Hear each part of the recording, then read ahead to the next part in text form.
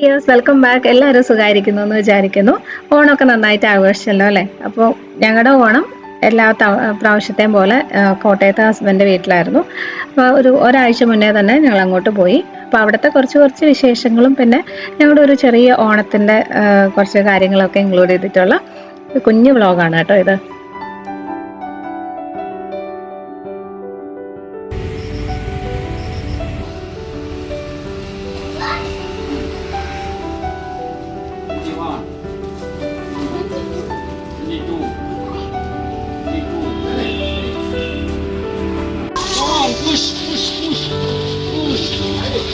Okay, thank you.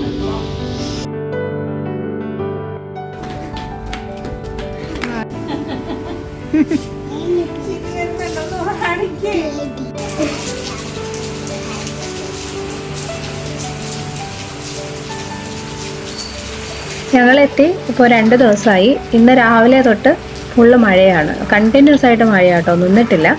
ഇപ്പോൾ രാത്രിയും അതുപോലെ തന്നെ ഫുള്ള് മഴയായിരുന്നു.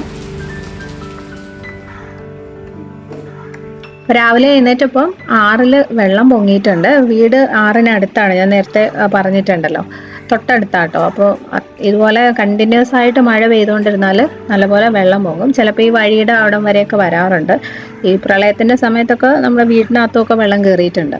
ഇന്നിപ്പോൾ നമുക്ക് സിറ്റ് ഔട്ടിൽ നിന്നാൽ തന്നെ 6-ൽ വെള്ളം കാണാം. നമുക്ക് കാണാവുന്ന രീതിയിൽ വെള്ളം പൊങ്ങിയിട്ടുണ്ട്. ഭാഗ്യത്തിന് രാവിലെ തൊട്ട് മഴയില്ല, നിന്നിരിക്കുവാണ്. ഇങ്ങനെ തുടർച്ചയായിട്ട് പെയ്തുകൊണ്ടിരുന്നാലേ കുഴപ്പമുള്ളൂ.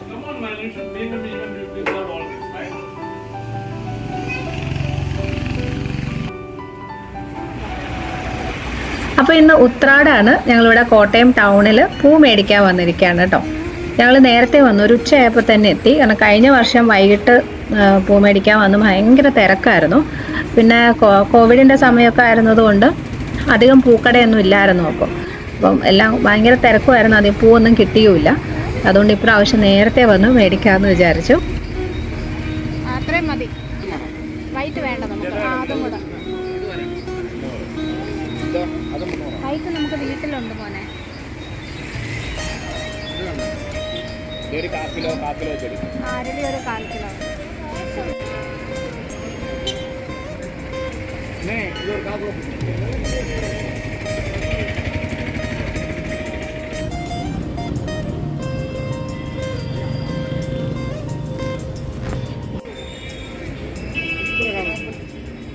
അത് മതി.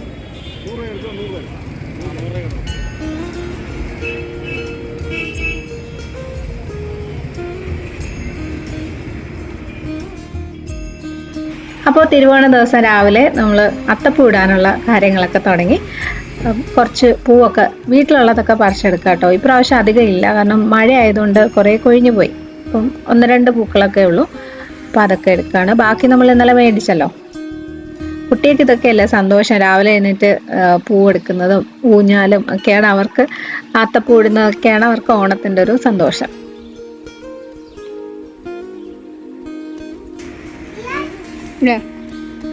ഇന്നലെ വാങ്ങിച്ച പൂ നമ്മൾ അതുപോലെ ഫ്രിഡ്ജിൽ വെച്ച് കേട്ടോ, ഒന്നും ഇളക്കിയത് ഇതുകളൊന്നും എടുത്തില്ലായിരുന്നു. അപ്പോൾ രാവിലെ അത് ചെയ്യാൻ പോവാണ്.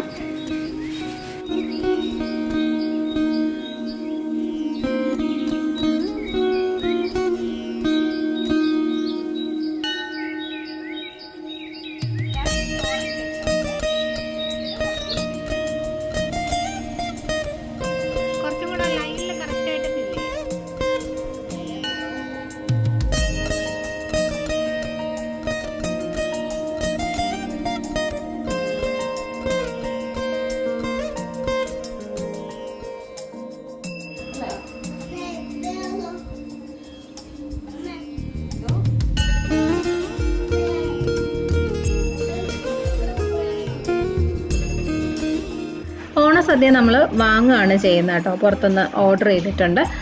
കഴിഞ്ഞ വർഷം തൊട്ടാണ് അങ്ങനെ വാങ്ങാൻ തുടങ്ങിയത്. അതിന് മുന്നേ വരെ വീട്ടിലുണ്ടാക്കുമായിരുന്നു. മിക്ക എല്ലാ ഓണത്തിനും ഞങ്ങൾ മാത്രമല്ല, വേറെ റിലേറ്റീവ്സൊക്കെ ഉണ്ടാവും. അപ്പോൾ എപ്പോഴും ഒരു 15 പേര് ഉണ്ടാവും. അപ്പോൾ എല്ലാവർക്കും കൂടി സദ്യ ഉണ്ടാക്കി കഴിയുമ്പം ശരിക്കും പറഞ്ഞാൽ രാവിലെ തൊട്ട് ബ്രേക്ക്ഫാസ്റ്റ് തുടങ്ങിക്കഴിഞ്ഞാൽ വൈകുന്നേരം വരെ കിച്ചണിൽ നിൽക്കാനുള്ള സമയം കിട്ടാറുള്ളൂ. കാരണം കുക്കിങ്ങും ക്ലീനിങ്ങും വിളമ്പലും എല്ലാം കൂടി നല്ല തിരക്കായിരിക്കും.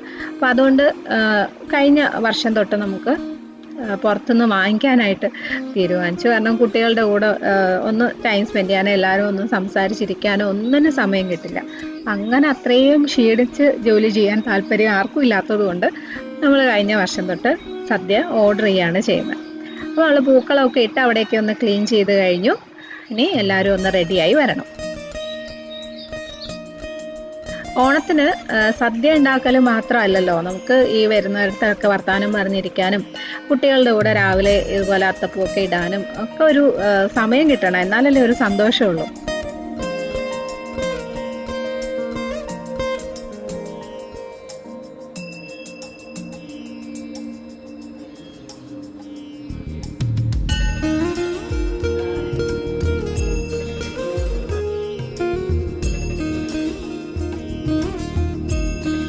സദ്യയൊക്കെ കഴിച്ച് എല്ലാവരും വൈകുന്നേരം വരെ ഉണ്ടാവും. നമ്മൾ എല്ലാവരും കൂടി വർത്താനം പറഞ്ഞിരിക്കും, കുട്ടികൾ അവിടെ കളിക്കും. അപ്പം അതാണ് ഞങ്ങളുടെ ഓണം.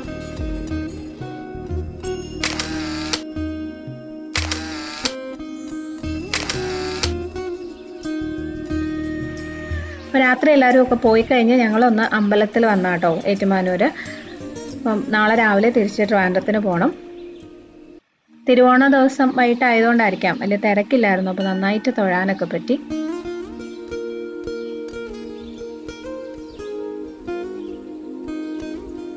അപ്പോൾ ഇതൊക്കെയായിരുന്നു എൻ്റെ ഓണം വിശേഷങ്ങൾ. ഞാൻ ആദ്യം പറഞ്ഞ പോലെ കുഞ്ഞു വ്ളോഗാണ്.